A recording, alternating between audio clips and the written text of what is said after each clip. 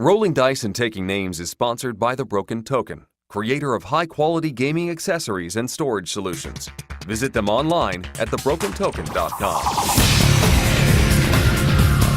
Hey y'all, you got your moon pies ready? Because it's time for another episode of Rolling Dice and Taking Names.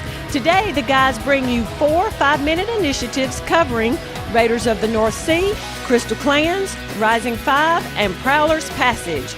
They also bring you some flying squirrels. Hey Marty, didn't you say something about paying me someday?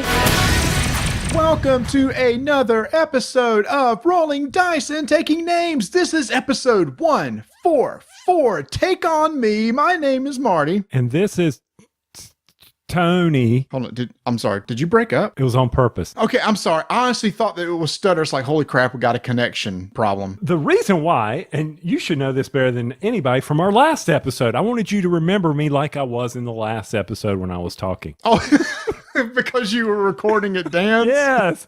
Yes, I stuttered on purpose, but not like I was doing at Dan's, because Marty, did anybody come back to us and notice that issue I was having while I was recording at Dan's? It wasn't that you were stuttering. What the problem was, so let me tell you the technical, little bit background, the technical stuff.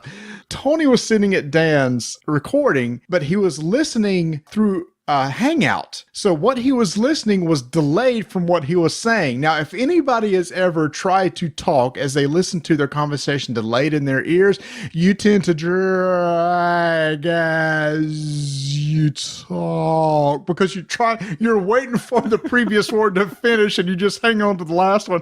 And as I was editing this, I was dying laughing because I'm like, is anybody going to think he's a little mentally slow today or something? And especially with the S's. The S's were real. And what's the name of that last episode? Screening, streaming, or steaming. And the S's, and I was like, streaming. I was just like, what the heck?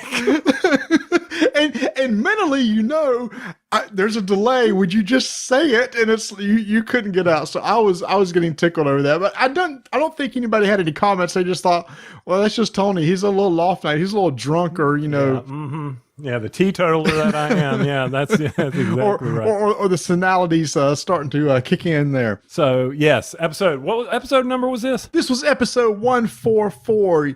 The classic song from the 80s. And Tony, Aha's Take On Me is probably one of the quintessential 80s songs, right? I mean, When you think of the 80s, that's one of the songs that people typically think of as like, okay, prime example of an 80s song is Take On Me. Yes, and of all the videos from the 80s, everybody remembers just that comic book, how he's breaking out of the comic book and the drawing and the flipping, and he's sitting at the restaurant and he gets drug into that. And yes, that was like, wow, back then everybody was like, look at those graphics, look at that special effects. Everybody went gaga all over that video. Okay, it's so funny that you actually brought that up, because that was my little interesting fact for the day. When Aha originally released Take On Me, a couple years before this version came out, it was pretty much the exact same version, and they released a video with it, and was basically just a typical video. He was singing on stage, and it was pretty straightforward. The song tanked. It barely even broke into the top 40 at the UK and was nothing here. Years later, somebody else, another producer, heard the song and said, hey, I kind of want to redo that. And they beefed it up a little bit, gave a little more energy. And they called in a special person to make a video for us, a big time director at the time for other music videos. And they came out with this video. This video basically sold the song. This was at a time when MTV actually played music videos. Mm-hmm. If you had a hot hit on MTV, you were going to have a hot hit on the radio. And that's exactly what happened with the second release of Take On Me. Now, Tony, you said they have all these special effects and everything that they did. Here's how they shot that video. They did all that video live. So they shot all the motions and everything live. They went back and shot the video on a wall with paper on it, and they traced out the characters, each frame, put those together and made a cartoon out of it. Man, I did not know that. That's wild. Yeah, so if you go back and look at it now, it looks like drawings because it really is, and it has that kind of staggered vibrating look because it's just a bunch of drawings. Basically, they traced on paper and then made a video out of it. Kind of like an old animation cartoon flip book. Yes, there you go. Okay, so I did not realize that it was released before 1985. I know it hit the top charts in 1985. I mean, it was like number one in the U.S. Yes, but it was released a couple years earlier, but it got no traction. Okay. Nobody was playing it here. And I went and listened to it, the earlier version is just a tad different, but not that much different. Tony, I would assume that this song Yes. is also part of this ongoing contest that you have like over the past, 3 episodes now, where the song, the artist, the year, and everything these are all clues for something? Yeah, they're hidden clues from the Rolling Dice and Taking Names podcast. That's right. The first one, the Buckinghams from 1967, which was kind of a drag. Yes. And then last episode, Everyone's Gone to the Movies, 1975 from Steely Dan.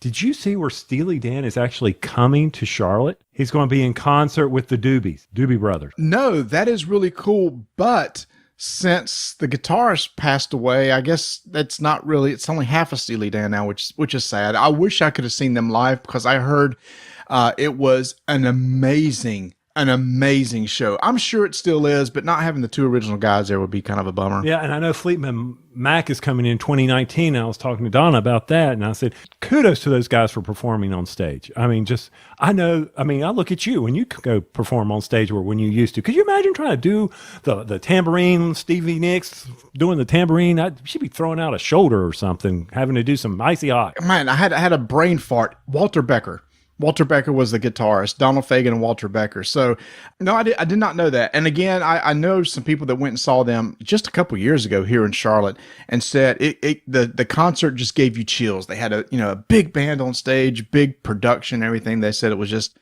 a really, really tight concert. So anyway, that's the second song. And then the third song is 1985's Aha, Take On Me. That's it. Those are the 3 songs so far. And of course, if you follow us on the Board Game Geek Guild, number 1589, I've got the running posting of that lists them all where you're allowed to do your guess. First one to get a guess gets a prize. I haven't decided what. Depends on how long this goes. The prize gets better the longer this runs. This could go, the way I've got it planned out, I've got at least 20 of these set aside. Ready? Are you serious? Yes. I was going to ask you, is there a certain point where it's like, okay, you guys are idiots. I'm done. I have no more clues. But you got 20, which is, we lose 2 episodes a month. So, you got 10 months worth of clues. Yes, or thereabouts. I can get us to the end of the year. Yes. I got some fill-ins that they're not as strong as the other ones, but they'll work. Okay. He asked me right before we came on the air. He said, "Do you know?" I said, "Dude, I have no idea. I have no idea how all these tie together." And you did say, and I think it's important for people to hear, that we said we need to make sure to announce the year, the artist, and the name. That's right. Okay, so I think those 3 were important. So I was just going based off name alone, but you said we need to make sure to give the artist, the year, and the name. So all 3 of those go together. Go out to our guild if you have any guesses. I guess guesses are free, right, Tony? People can make guesses all they want. You just tell them whether they're right or wrong. And people are doing that. Now, what is it where when you go into a social deduction game or some type of game where, an escape room where a clue is given and it may lead to nothing? Called a red herring.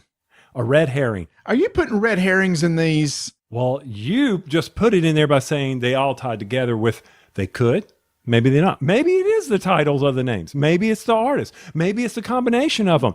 You people are smart. You will figure this out. I wasn't saying they were all important. I just said you just wanted to make sure that we said them all. So yes, maybe one of those is a red herring, and it's maybe thrown me off too. So that's my job. So we got that contest going. And Tony, what's the first song that drag? Kind of a drag like this is. Let's get to something that we did yesterday at the game store, which kind of drug on a little bit longer than what I was expecting. So we got a copy of the reprint of the game Hannibal, which was a reprint by Phalanx Games. It was on Kickstarter. I believe it was last year. And we got a copy. It's a 2-player game, and I was excited to get with Tony and play its old Avalon Hill game. And it's called Hannibal and Hamilcar, where Hamilcar is like an expansion. So Tony and I were going to sit down and we're going to play Hannibal. So Saturday night, I get out the rule book, and then I pull out the playbook. Then I pull out the scenario guide. Then I pull out the short player aid, which is a huge, thick, two-sided document. And I went, oh, crap. I sat there for an hour getting through the rules. I get to the store, Tony. You didn't realize this. I got there 30 minutes before you did, so I could finish the rules. So let's put this on the time here. 12 o'clock I got there, finished the rules. You got there at 12:30. We opened up the scenario book and we said, okay, Tony, can you set up this scenario? That took, what, 1 hour? That took 1 hour because you were still punching. Don't you ever get on me again about punching a game when I arrived. I knew you were going to say that. Yes, I totally apologize. I did not have this fully punched. Luckily, this wasn't a bad one to punch. Now, as we're setting it up, I'm trying to kind of go over the rules and everything as we're setting. By the way, this is this. This is Europe, and during the time of the Second Punic War. It's this huge, beautiful map, and they've got gorgeous miniatures. I mean, everything just looks really good on the table. So I'm trying to explain how the game works. And you happen to look in the playbook. You said, you do realize there's a tutorial here. I went, no, I did not flip that far into the playbook to see a tutorial. And you said, don't you think it might be a good idea if we just walk through a couple of the tutorials? Now, there were like 6 or 7 of them. Yes, that was well laid out tutorials there, or almost kind of confused me at the beginning, but we got the flow of them.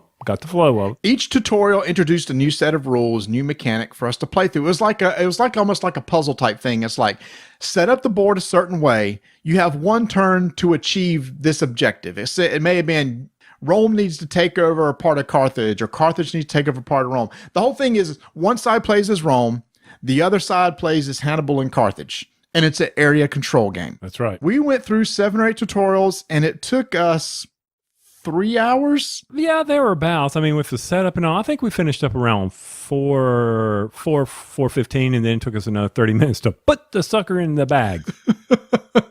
So, over a course of 4 hours, sitting there, we basically set the game up and played through some tutorials. So now, hopefully pretty soon, Tony, we can get it back to the table while we remember how to play.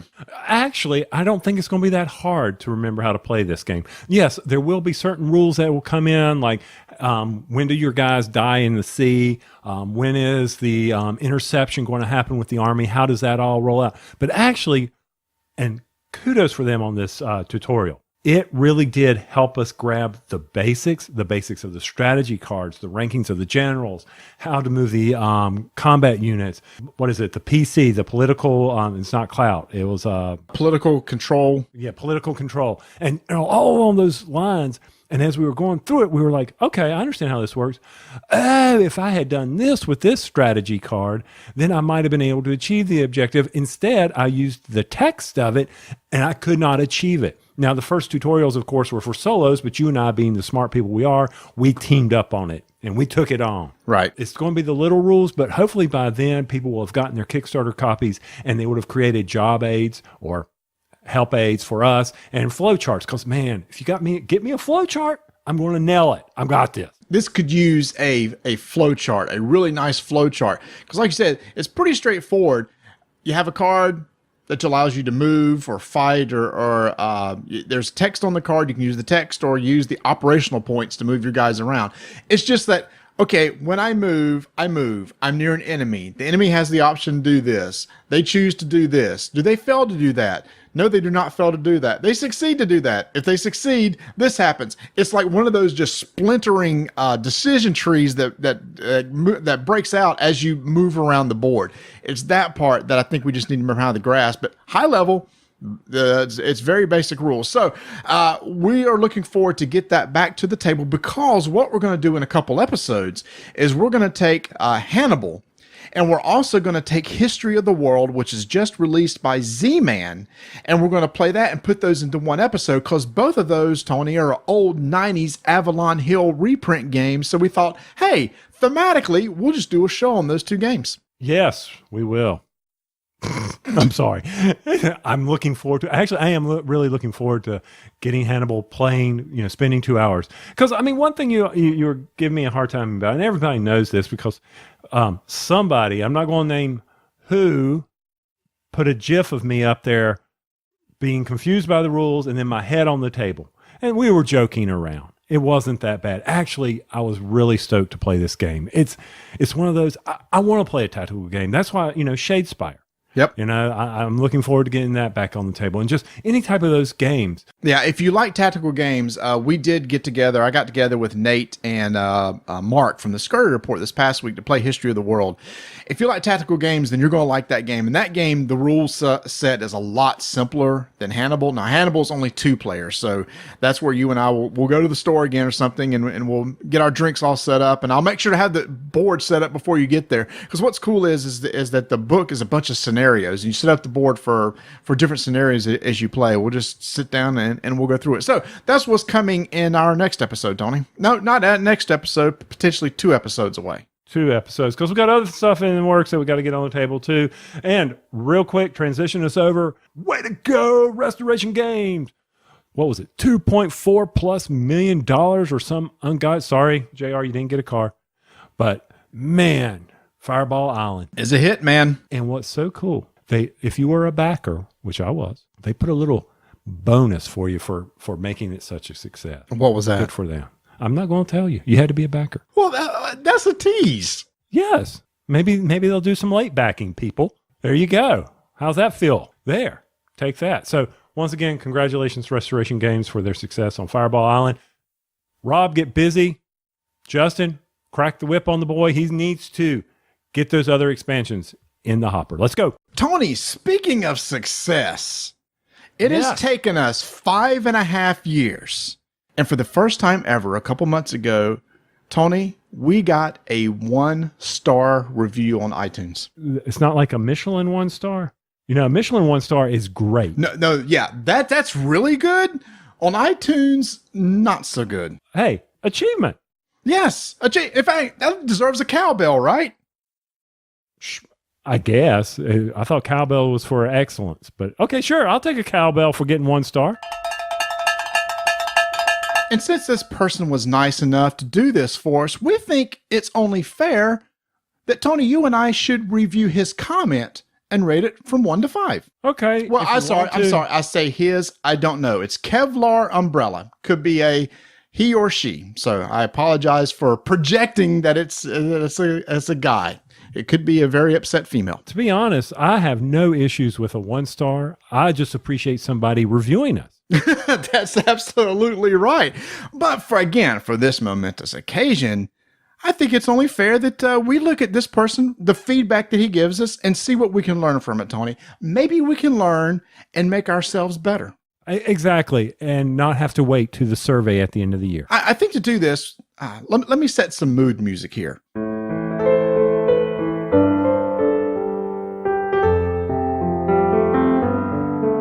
Again, this is from Kevlar Umbrella. We're going to look at the comment and we're going to break it down. Here we go. These crackers spend most of their episodes talking about everything but board games. We'll pause there. Now, Tony, when I read this, I said, these crackers. Now, it's not spelled Crckers. It's Crakers. Now, I was very confused by that because I never heard that word, so I just assumed it was that old 70s slang that I haven't heard since I was like in elementary school for, like a white person. Mm-hmm. But actually, it is a cracker. Okay, which is? It's obsolete. It's an obsolete term, so maybe they left off the C, maybe they didn't, but this term actually fits. I mean, or maybe one who boasts, a braggart. Do we brag? We do self-deprecating humor more than we boast. So here's the thing. For this to be true, I think it'd be more correct if it was cracker, because this is a true statement if it's cracker because we are white. Yes. Okay. And we are very salty at times, or at least I am. Ah, well done, sir. So you're saying there's a little bit more depth to this comment than maybe what's on the surface. You're reading between the lines at this point. Yes, because I am grumpy. I tend to come off grumpy. I can be a salty dog at times. So I'll own this. I'm good with this. Okay. The last of the statement is talk about everything but board games. We do talk about a lot of things, but we don't exclude board games. It's just that, things come up and we talk about other things besides board games. So I got to deduct a little bit there, Tony, because that's not entirely true. Oh, okay. I'm good with that. Let's move on to the next sentence.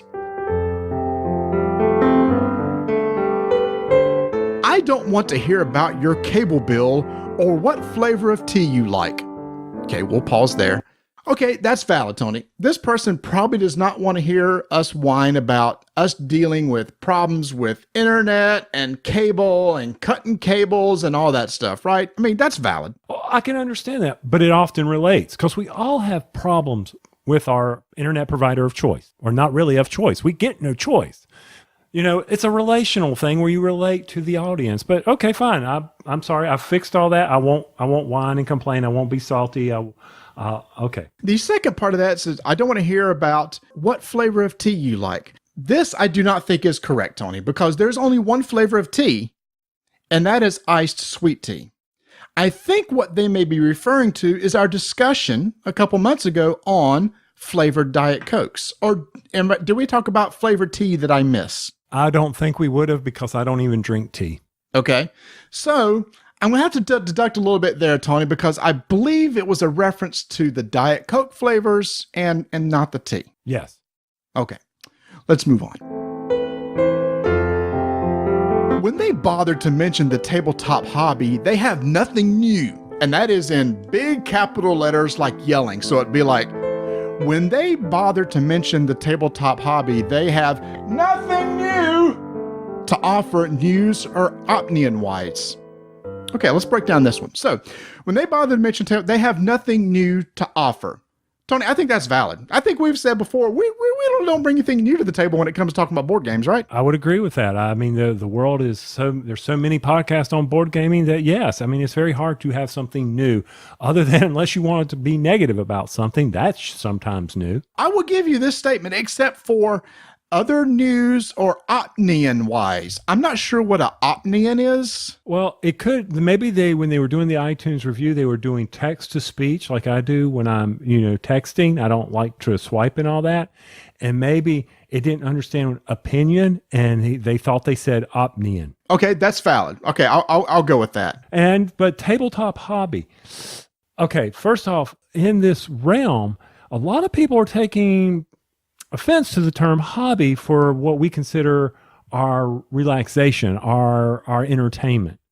Some people are saying, well, you shouldn't really call it a hobby because this is a way of life for a lot of people. They really enjoy this. I mean, where else? I mean, if you think about it, Gen Con, Essen, PAX Unplugged, the amount of people that show up at these things, holy cow. Me personally, I'll probably consider it a hobby, and maybe this person considers it a hobby too. But, when we do bring things up, like you said, there's hundreds of other podcasts. What new we're going to bring to the table, which is why we talk about other things besides board games. You could tell us about mowers, Tony, all day long, right? I mean, you're not hearing that on other podcasts. That's where we're bringing something new to the table. Right. And if you go listen to the mower podcast, they're all going to talk about the same thing. Size of the deck, how many blades, right? The type of engine. Yep. There's an electronic start. Yep. How is the stability on hills? I mean, it's the same thing. I ask you, Tony, are any lawnmower podcasts talking about board games? Boom. No, they're not. They're not. Unless they're trying to run them over them. We're the only ones that, okay. I'm pretty sure. Okay, next sentence. These guys are the worst the Dice Tower has to offer. You know what? That's probably a valid point, too. I'm not going to argue that. There are a lot of great shows in the Dice Tower network. Being the worst of that bunch isn't necessarily the worst thing in the world. I'm good with that. I will own that, too. Fine. If I need to claim something for Tom, I can go up to Tom and say, Tom, guess what? I'm the worst you got. That's not bad. That. Yeah, and feel good about it. I've achieved something. Yes. I've achieved something. Yeah, that's right. Tom, we're the worst you got. Deal with it. I like it. And the very last sentence is, it just says, sad. Now, I have an issue with this, Tony, because typically a sentence needs a subject and a verb, and all we have here is like an adjective. I don't know, is he sad or she sad? Or we sad? I mean, I don't know who is sad exactly at this point. Do iTunes reviews allow emojis? I'm not sure.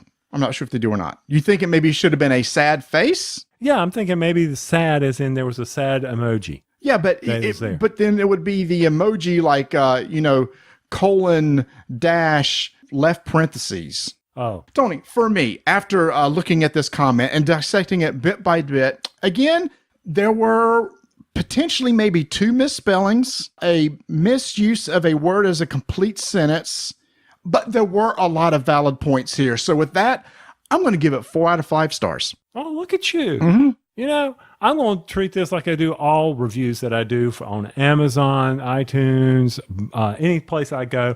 I'm not even going to rank it because it ain't worth my time. Wow, just leave it unranked then. Because if you don't talk about it, nobody knows about it. The more you talk about it, people hear about it. Good point. Well, again, thank you so much, Kevlar Umbrella, for giving us our achievement. It's taken us 5.5 years, but I think we finally reached a tipping point, Tony. Now that there's one out there, people could just give them freely. It's like, I don't want to be the first to give them one. Now just let them start rolling in. I've got no issues with that. Let them go.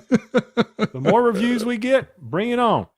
I'm good with that. And you know what? I guess even though we're a podcast about board games, and we rarely talk about board games, we actually do have a lot of board games to talk about in this show because our last episode was our movie episode. So we didn't get to talk about any board games at all. So in this show, we're not going to have not 1, not 2, not 3, but 4 5-minute initiatives and a bunch of flying squirrels. 5-minute initiative begins in 3, 2, 1. Tony and I love 2-player card games. That's why we're excited to try Crystal Clans from Plaid Hat Games that just came out.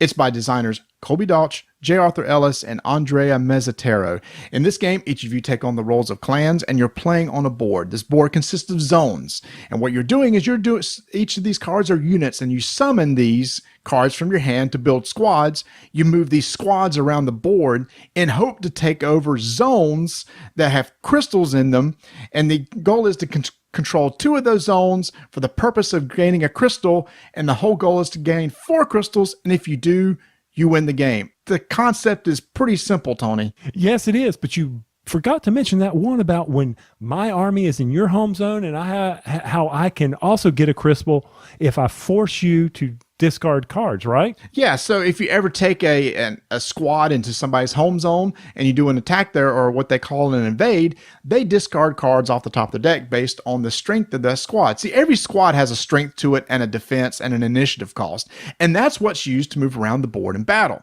The thing that really sold us both on this game, it's the resource management. Oh, yeah. The pain of the initiative in order to do things, because, you got cards in there, you got a board in there, and you got this little bitty crystal, and you're like, what the heck is this about?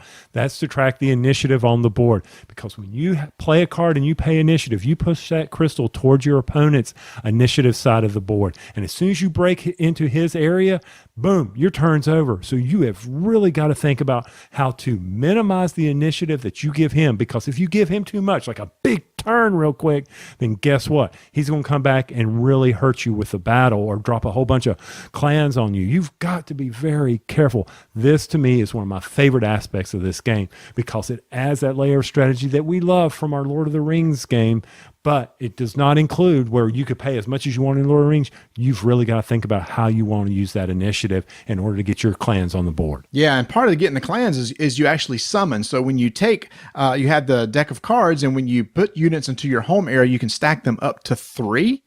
And then you pay the summoning cost of each one of those, and you move that crystal towards the other side of the board.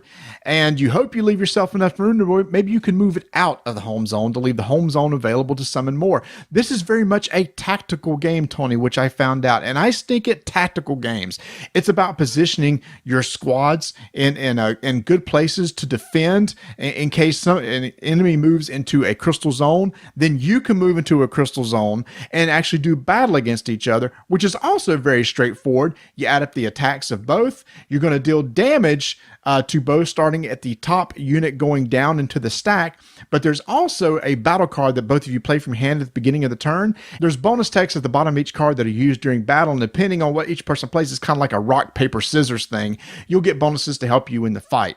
And Tony, the really cool thing is we hadn't talked about is when you stack these units, order matters. The card that's on top is the one whose ability is active, and it's those abilities typically which makes all these clans so diverse. That battle card and that rock, paper, scissors thing was probably the one negative I had on this. I wasn't really understanding the layout of those cards at first. Took me a little bit to grasp that. I wasn't sure. I'm like, okay, so wait, what? A bull beats a green thing, beats a white thing. I was a little confused by that. But after a few rounds of it, I understood what was happening here, because once again, that is another key strategy that you've got to understand. So I was kind of mixed at that at first, Marty, but I got the hang of it. And so you can summon, you can activate your squads. You don't automatically draw at the beginning of your turn, Tony. You got to pay 3 resources to refresh your hands, so you constantly got to manage that. And as you move around the board, if you do control 2 zones, then you can claim a crystal. But those crystals, Tony, are expensive, like 8 or 9. When you do that, you just gave your opponent a bunch of resources to use on their turn. So it's not really a catch-up mechanic per se, but it's like, oh crap, I just claimed a crystal. Now you're going to have a big turn ahead of you. For me, Tony, I really enjoy this game. There's a lot of depth to it. They're coming out with additional clans. They're going to have scenarios that you can play. It's easy to pick up. There's going to be deck building mechanics that's coming on later down the road. I can't wait to see where this game goes. I agree with you. I'm looking forward to the expansion, see how you can mix and match. Maybe there'll be some deck building aspects, like you said, that I can really get into. Who knows where they're going with that, but Crystal Clans from Plaid Hat Games, I really enjoyed playing this game as well. 5-minute initiative is complete.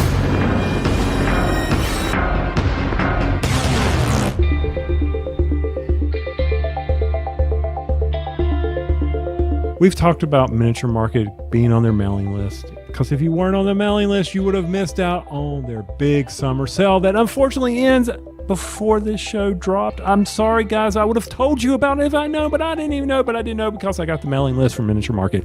That was the Big Queen Game Sale or Valley Game Sale. You need to go out and check their site, because you never do know when there's a new release that's going to just suddenly pop up that may grab your attention. For instance, I completely missed Lorenzo El Magnifico expansion at Miniature Market. It was gone in no time because I failed to get there early that day. Oh, it killed me. It's killing me, Marty. Lorenzo, I missed the expansion. And don't forget, when it does come back and you maybe get on sale, you can also go to our link at miniaturemarket.com/RDTN and get 5% off. Thanks for carrying me to the end.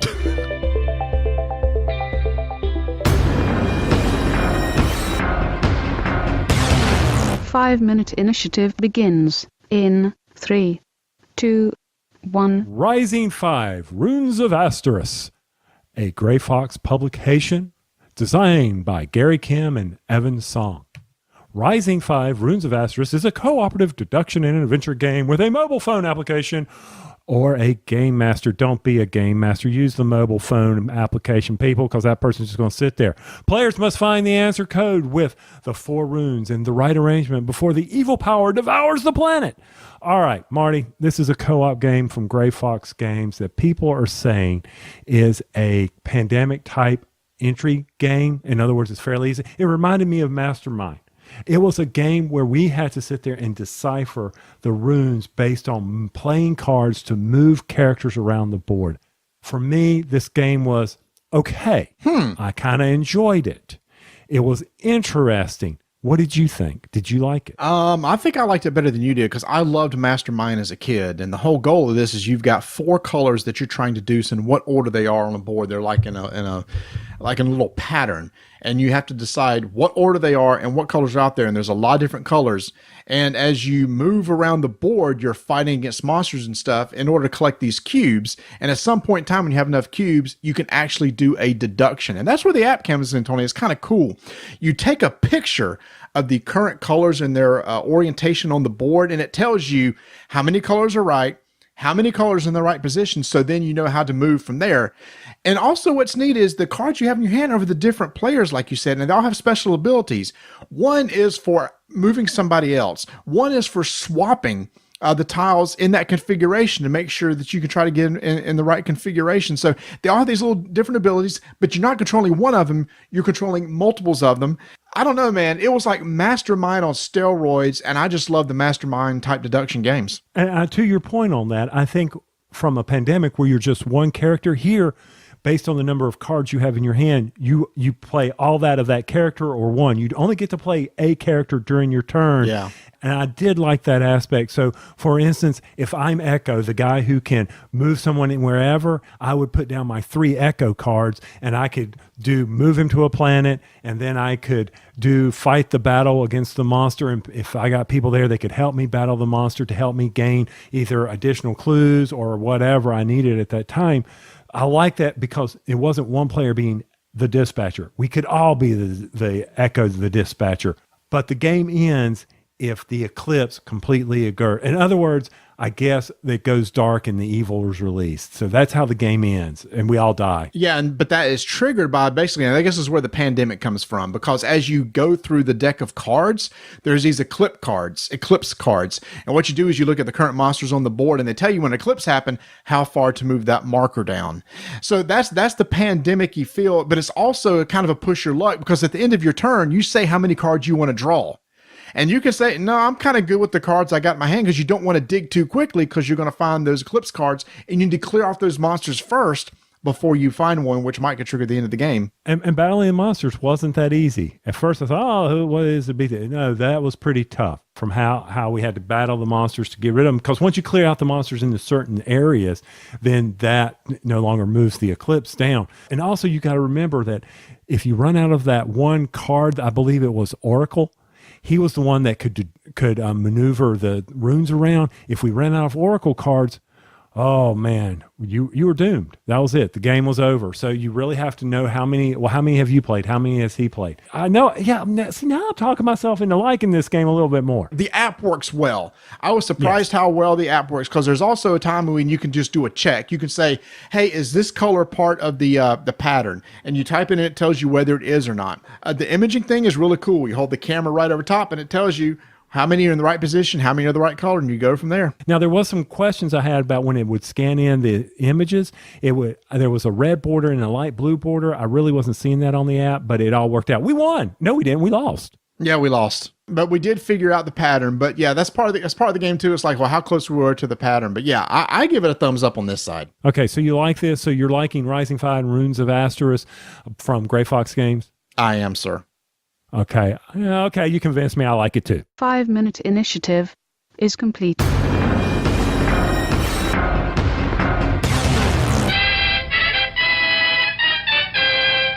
It's time for Flying Squirrels, 2-minute discussions on topics that have our attention. For now. Now here's something we hope you'll really like. It's time for Flying Squirrels, and if you're new to the show, Flying Squirrels is where Tony and I takes any number of topics, and we talk about them for 2 minutes because, well, we got to make sure we limit ourselves to stay on track. So we're going to have a 2-minute timer, and after that, you're going to hear this sound, which means it's time to move on to the next topic. And Tony, I believe you're kicking us off this episode. Matt Ryan from Bezier Games stopped by Carolina Tabletop, and he didn't know what he was getting into, Marty, because he said, come on, boys, let's demo some games. And we brought Oh, I tell you what he got into was some barbecue. Did he? Yeah. Did you take him to Ooey? I did. Ooh-wee, barbecue. Anyway, I'm sorry. Go ahead. Barbecue Sunday. Oh, wait, we're talking about what they brought to the table. First off, Whistle Stop expansion. That's coming out, later this year. I cannot wait. It adds the mountains. You got to spend more resources. You got to spend more whistles to get over the mountains. A little bit more coal's going to come out. The mine plays a bigger impact to it. You really got to think about how the tracks are going to take you over the top. And there's a new added stock that you got to consider as well as you maximize your points in this game and see who is the king of the rails. And we know in our play, that demo, who the king of the rails was. It's always me. Guys, Tony rocks at this game. This is Tony's game. We played the expansion. He still killed us. I don't know. You're just at 1 with this one. That's right. But what I am not 1 with is Werebeasts. Uh-oh. Okay, yeah. Now, this game is a set collection, but you have to be deceitful in your set collection, where you're trying to gather up all the were food. It's got these cute little cans of food. It reminded me of Rebecca's Barbie dolls in their little cans that came for the kitchen. It was really cool. And you're trying to collect certain things to maximize your points at the end of the game. But if someone figures it out, guess what? They can eliminate you. And then you know how, guys, you know how I'm in social deduction. Yes. First to want to be eliminated. Yes. I did not want to be eliminated in this. But Marty, I really enjoyed the 5-player aspect of that game. Yeah, that was one of those. It's already out now, and I never got a chance to play it. But that's one of those I'd put in my collection. I really enjoyed that one. But we aren't done with Bezier games, because Matt showed us 2 other games. In fact, one of them is on Kickstarter right now. 1 Week Ultimate Werewolf. This is like a merger of Castles of Mad King Ludwig and One Night Ultimate Werewolf merged together, where the idea is you're playing a role just like you do in Werewolf. Over the course of a week in a mansion, you're trying to determine who's who, who's the werewolf, who's trying to kill who. But Tony, this almost has a Cluish type aspect, because you move from room to room. There's different abilities in the room. And if you happen to be in the room at night, you might can find out what role somebody else is. Yes, and once again, I'm not very good at these games. I had no clue what was going on. I'm sorry. But there's no player elimination in this game. See, and that's a good thing. But I was closing my eyes and opening my eyes. I was closing my eyes and opening my... Look, if you like the idea of maybe mixing One Night Ultimate Werewolf with a board game, this is kind of what it is, adds a spatial relationship to it. You go check it out. It's out on Kickstarter right now. Also, Tony, we got to play one of my favorite games from last year, Werewords, but it was Werewords Deluxe, where they're going to add some new roles to the game. They're updating the app. Still your basic core game where you have 2 werewolves that are trying to throw somebody off the scent of what the word is you're trying to guess. It's almost like a game of 20 questions. I liked the game last year. I liked the deluxe version, and I want to play it some more. And this was actually, Tony, the first time you got to play it. I did, and I think it was pointed out to me that we did not play with the one where the person has the ability or knows the word to help drive the questions to the right answer. Yeah, seer. I found it, the seer. We got, I think it was the fortune teller or something that's part of the deluxe, and they have a clue to what the word is, but they don't know what it is. Right. And it's like a Wheel of Fortune type aspect. I mean, we were all over the board with the questions, and I felt like I do in a lot of these deduction games, like, there's no way anybody's going to figure this out. So I think they said I would enjoy this game even more if we played with the seer and not the fortune teller. Yeah, your mileage may vary with that one, but that's just my opinion. While I was slumming in Raleigh with Dan Patrice from the Geek All-Stars, he brought out, just like you, he loves it because we get to play our deck building type games. But he dropped one on me, Marty. It was called Majesty for the Realm from Z-Man Games. Have you heard of this? I did. We got to see it actually at Gen Con last year. It was being demoed. This is what they're calling sort of a Splendor type game where you're trying to draft cards to build victory points. Actually, not victory points. You're trying to make victory points, but they're calling it coin. It's a change-making game. You're making a lot of coins by drafting cards, and if you have certain combinations, you get more coins. I really enjoyed this, Marty. I was really surprised at just the fiddliness of playing with the coins and moving them in and out. I like it more than Splendor. I'm going to tell you that. It was really a neat concept. And there are 2 sides of the cards. I'm like, oh man, if we play the B side of it, it really changes the game up. I mean, you've got to protect your town because you can be attacked. The various combinations, you got to be able to place cards out there and say, oh, if I do that and collect that, I'm going to get more points. I really enjoyed this game. So I'm looking for Majesty to put on the table with you and I. If you don't have a copy, I think you need to get it. Yeah, I don't. And I've heard so many great things about that game. And I remember seeing it demoed last year at Gen Con, and both of us were like, that seems kind of cool. I didn't realize it was already out. So I am very interested in it because that's one of those things that looks like it'd be easy to teach. And I love kind of the Splendorish mechanic now and it being expanded to other board games. I mean, it goes along with Century Spice Road. I mean, along those lines, but I enjoyed this game. I think it's one that Don will get in. But before my 2 minutes is up, I must mention, because Dan and I got to play Shards of Infinity. That was so much fun because we actually made it up to the majority of 30. God, all the term left my mind. I can't believe it. I'm not going to raise my 2 minutes, but he killed me ultimate. He had infinite power and blew me up to smithereens. The first time I've ever seen anybody make it to 30, but that was Shards of Infinity. Still loving on that game. I've raved about Shadespire from Games Workshop on this show for many months. Yes, I have. Look, I love it's a tactical board game with cards and minis. I get to paint my minis. I finally got to go to my first official tournament. Me and my son Travis went to a store, and we had the best time. It was the inaugural tournament.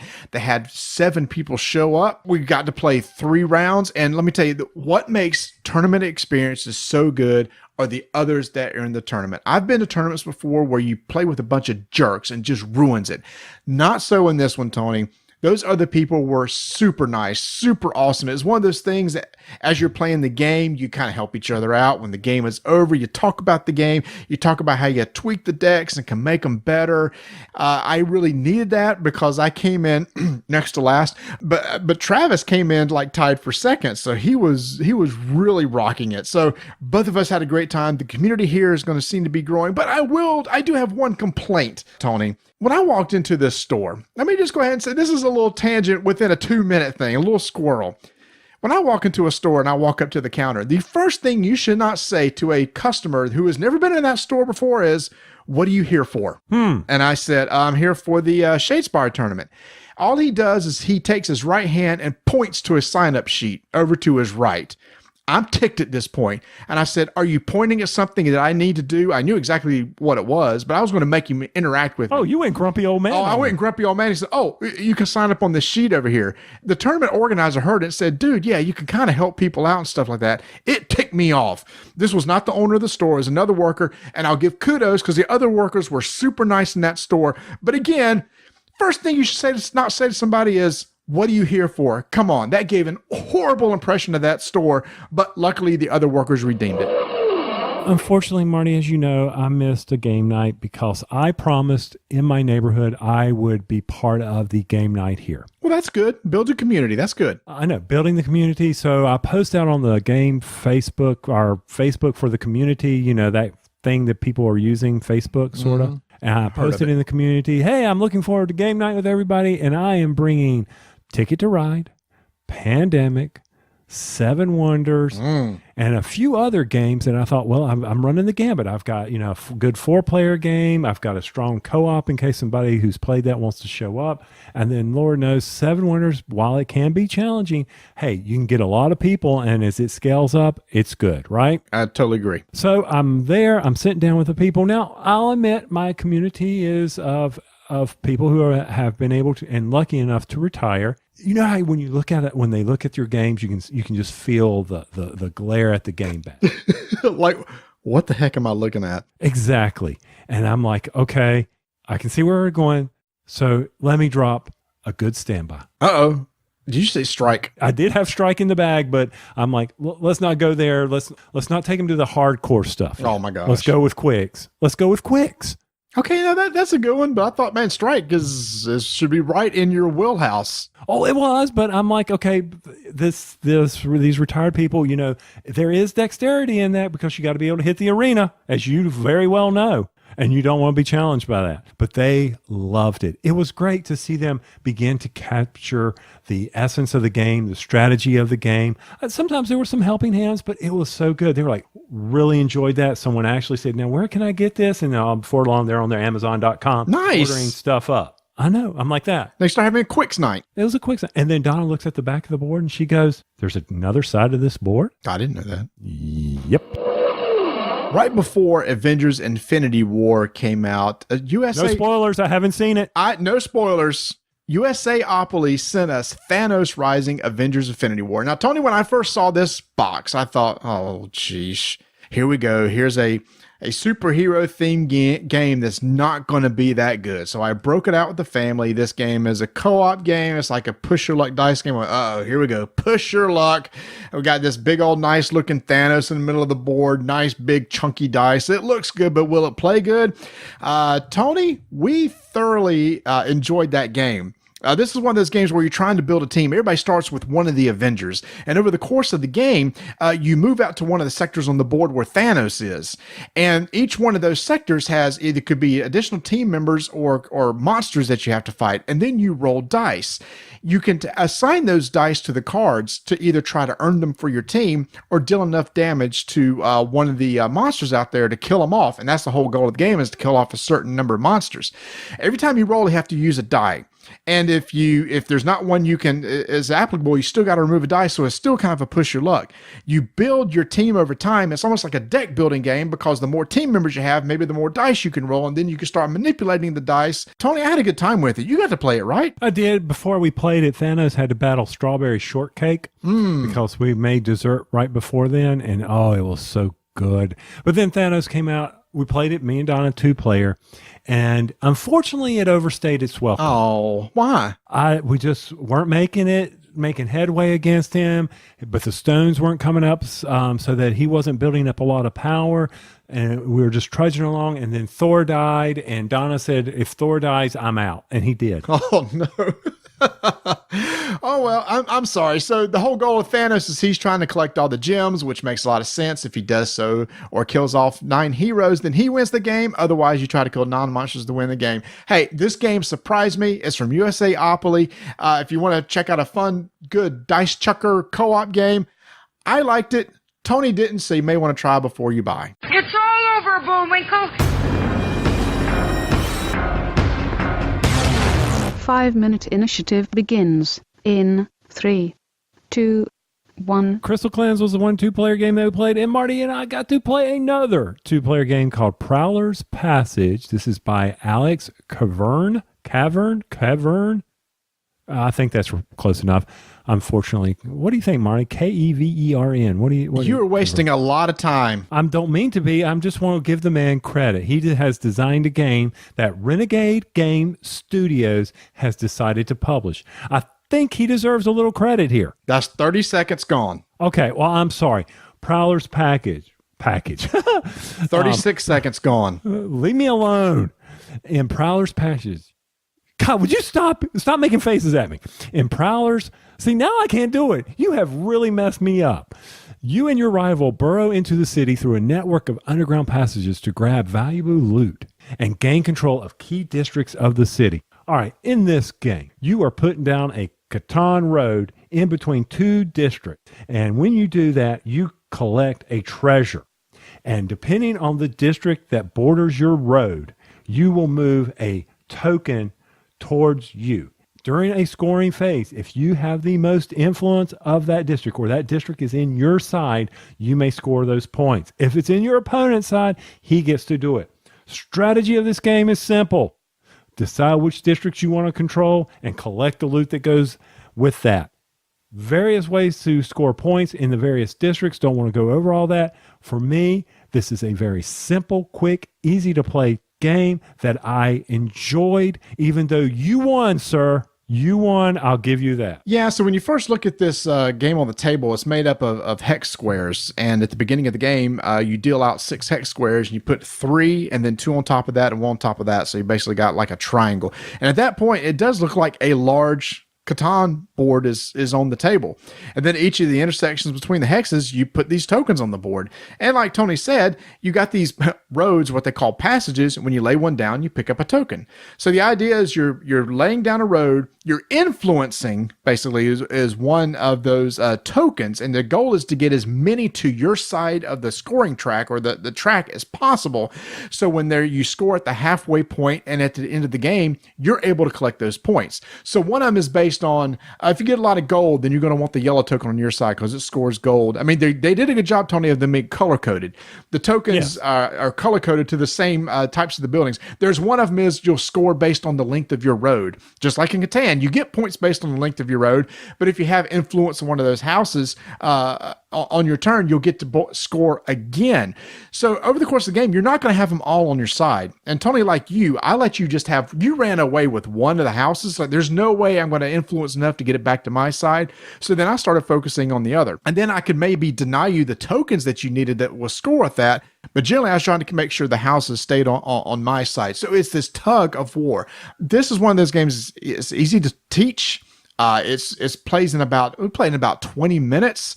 It has its nice components. This is the thing I'm going to have to get out for Vanessa to play. And you have it now, Tony, to play with Donna at some point in time. Right. And I mean, there's a lot more strategy to it than you realize, because I was sitting there agonizing over placing my road, because there's also those 3 secret objectives at the top. We're not secret. You know what they are. I'm sorry. They're not secret. But right. If I collect those, then I get points off of those. So there's a lot of underlying strategy, more than you thought. When you first put that on the table, I was like, there's not much to this. This is not going to be a lot to it. But I was like, as I was playing, I was actually agonizing, had a little AP on putting my passage down, putting my road down. I was like, how can I keep you? How can I screw you up enough to deny you points? That's a mark of a good game. Matter of fact, when we were done with it, I was like, how could I have done this better, and how will it change? And you're right, by rotating the districts, by rotating the tiles, by putting down the tokens in different areas, you're always going to have a different type of game that can adjust how you play. Yeah, exactly. And you also, on the game board, there's also these statues. And when there's a passage coming out from each one of the statues, a person collects a statue. Well, you get a point for each of the statues, but there's also one token. If it's on your side of the board, you score bonus points. So if you happen to collect a lot of the statues, then you obviously want to try to influence the house so that it scores on your turn. It's a nice little give and take game. It's one of those that easy to learn, but then when you start playing, it's like, Tony, during the game, both of us were like, had our heads down on our hands, like, okay, what am I going to do here? He's taking that one.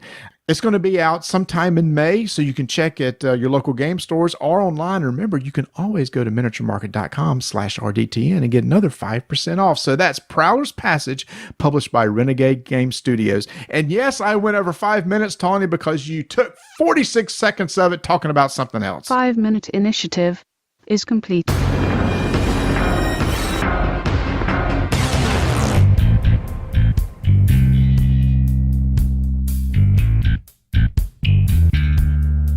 The Broken Token has their epic Rising Sun insert that's now available, and they have multiple versions of it. They have one for the base game. They have one where if you got the Kickstarter version, it holds all those. Then there's a super deluxe version with this nice wooden case to hold everything. If you have Rising Sun and you want a good way to store this game, you need to go check it out at thebrokentoken.com, and also to check out their other inserts. Recently, I just got the Ashes Organizer, which organizes the cards within the base box. All my cards are in there. All the extra dice are in there. All my tokens are in there. They're easy to get to. It's easy to assemble. Love it. Makes it easy to find the cards and get set up and build the decks. So if you want to look at those inserts plus others, go to thebrokentoken.com.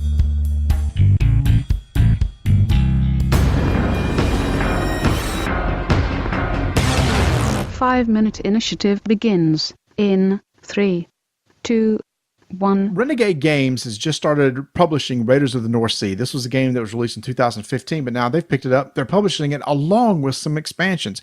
Recently, I played both the base game and the base game with the expansion Hall of Heroes. This is a worker placement game with a Viking theme to it, much maybe like Champions of Midgard. And in this game, you're going to place workers and take an action wherever you put them on the spot. But what's different about this game is you don't have a collection of workers that you put down during your turn. You don't get additional workers during your turn. You only place one. You place a worker in a spot and you take its action. Maybe it's gain money, gain provisions, maybe draw some cards, maybe recruit some of those cards from your hand to put into play in order to build a raiding party. And then what you're going to do after you've placed one, you pick one up off the board that's already there and you take the action of that location. So on your turn, you're going to basically get two actions, one where you place, one where you pick up. Now, Tony, you like worker placement games. Did you like that little twist in the mechanic of where you pick up? You get that action also? I did like that. I enjoyed that part of the strategy of knowing, oh man, I really got to think, I need this action. I need to be able to collect coins, or I need to be able to gain cards.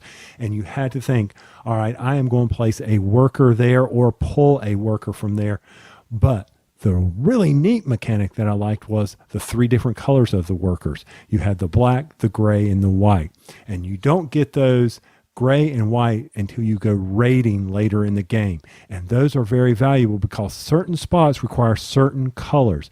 And you don't want people to have to get those workers. You're going to try to deny them. You don't want to give them an easy color. You want them to work for it, just like you did. And oh my gosh, the AP came in. But what I did have an issue with, Marty, is as the game was progressing, it stayed on the table a little long for me. I really enjoyed it. I will play this game again anytime. I love the Viking theme, but it stayed a little long, especially with the Valkyries, because they tore it down for me. They tore my ship apart, and now I got to rebuild it all. Basically, they kill your guys. The idea is that towards the end of the game, you're raiding. The whole purpose is to go in the northern part of the map and raid cities. In order to do so, you got to have certain requirements. A certain number of Vikings in your party, maybe 3, 4, or 5. Certain number of provisions, certain amount of gold. And when you go in to raid, you're going to roll some dice and you're going to add to your current attack values of all those. But if there happens to be Valkyries in that city, it kills off one of your guys. So what happens is, let's say the next city you want to raid requires 5 guys. Well, now you got to kind of rebuild back up again. You got to get the 5th guy in place. You got to get additional gold. You got to get more provisions. So what we found towards the end of the game, those cities that were super hard to raid, the game kind of slowed down where everybody had to kind of rebuild their forces and be able to attack again. So the game moved along pretty quick. Then it kind of skidded and then picked back up towards the end. So no, I totally see what you're saying. Still, it was a very good game. Now, Champions of Midgard is going to be my go-to type game, Raiders game, because I love my dice, Marty. Sure. Love playing the dice. Love the push your luck aspect of it. But overall, this game really resonated with me. Now, you really got to take stock in the whole board because of how you score the multiple victory points, which I know you like. I do. There's you just get victory points basically like when you raid, which I talked about. But also, dying isn't necessarily a bad thing because every time you die, you move up on the honor track. And as you move up the honor track, you gain additional victory points that are scored at the end of the game. But also you can make your party more powerful by moving up there, increasing the armor track. And if you increase the armor track, those are worth of additional points. And it makes your party have more attacks so they can do better raiding later on. Now, Tony, I got to play both the base and the expansion. I highly recommend the expansion Hall of Heroes because typically when you draw cards in the base game, it's a blind draw. You don't know what you're going to get.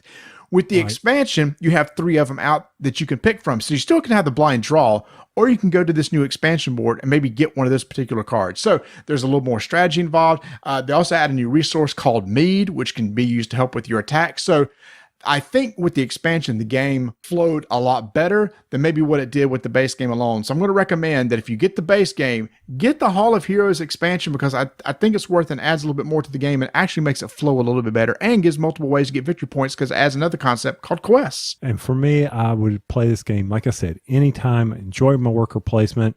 And this is exactly all it is. It is a worker placement, worker remove. So should speed up pretty quick, but all in all, really enjoyed this game. 5-minute initiative is complete. All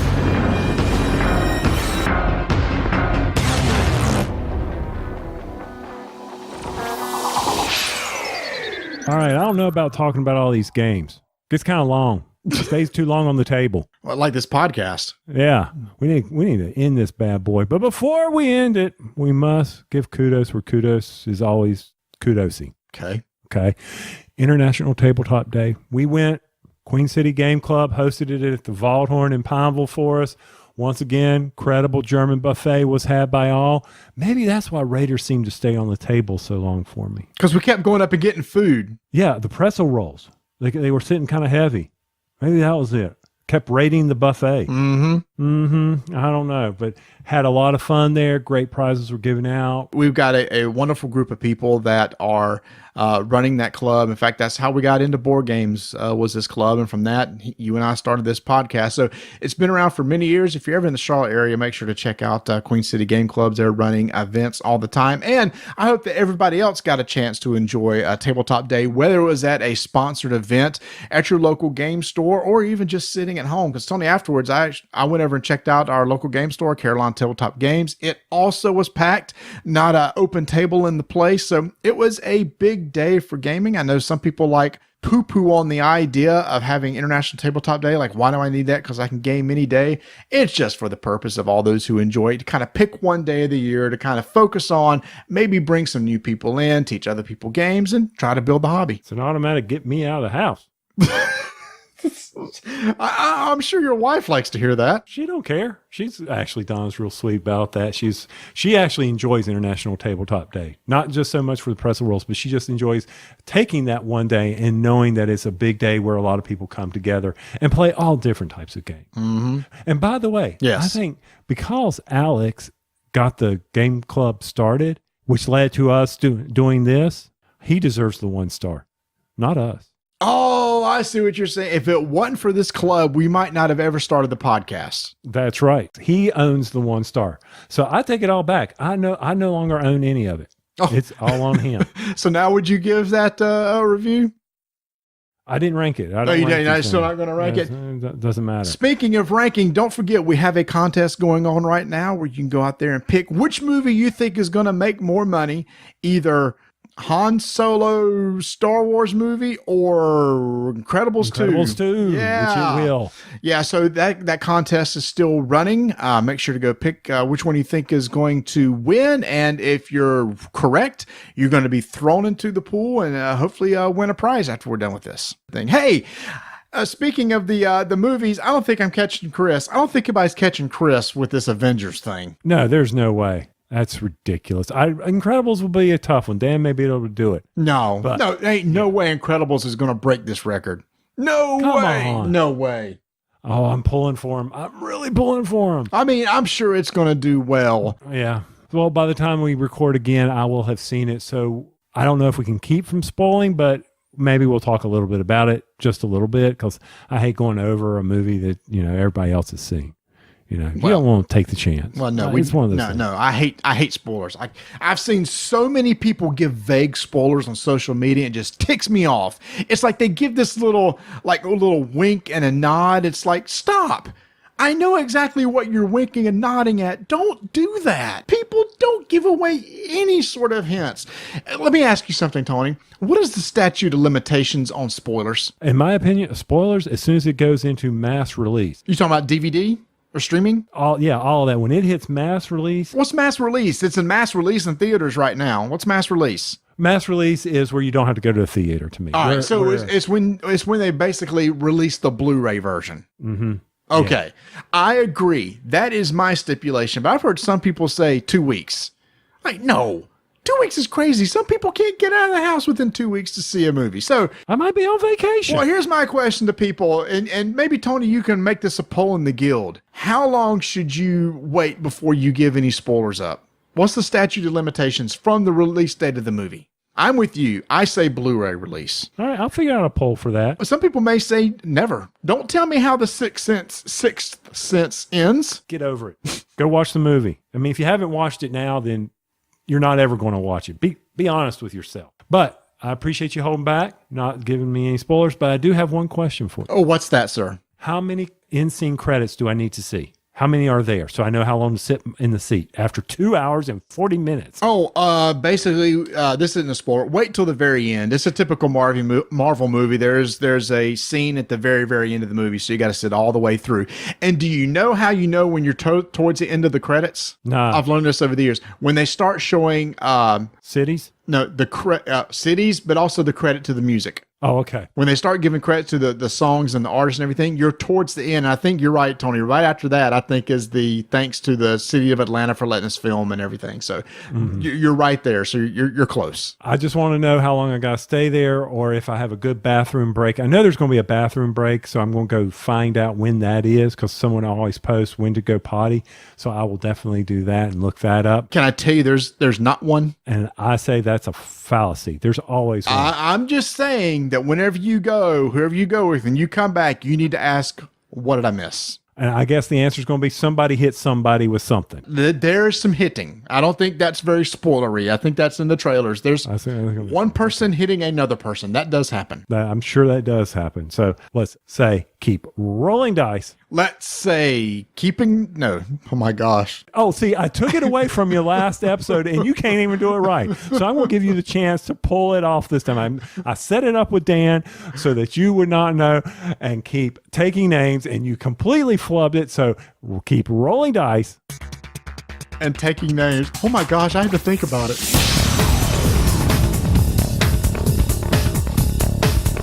Thanks for listening. Please follow us on Twitter at Dyson Names, Instagram Dyson Names. Join our Facebook page. Join our BGG Guild 1589. Leave us an iTunes review. And make sure to check out our YouTube page where I do a bi-weekly news segment called Marty's Musings. All right, here are some of my favorite combo crackers. Ritz with peanut butter. Lance toast cheese. Nothing beats a town cracker with a good slice of cheddar. What are some of yours? Marty and Tony.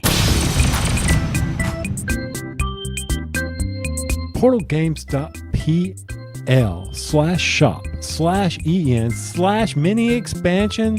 I didn't know this was out there, Marty. There is a Niroshima Hex 3.0 Iron Gang for $8. Look, there's Robinson Crusoe Herb Garden and Pen Gang. Oh my gosh, would you look at this? There's some more event cards. Oh, custom wooden pieces for Robinson Crusoe. Why did I not know about this? 51st State has new cities and new factions that you can get. What is up with this wooden pawns and stickers for 51st State? That's only $4. Now, shipping might kill me, but that's okay. I know a guy who can bring these over to the States at Gen Con. His name's Ignacy. What? Wait, Ignacy? What is this Robinson Crusoe Treasure Island? You and I, Robinson Review, we got to do this. I'm in. All right, so please go over to portalgames.pl and be sure to click on the mini expansion for some things that can really add to your already favorite games from Portal.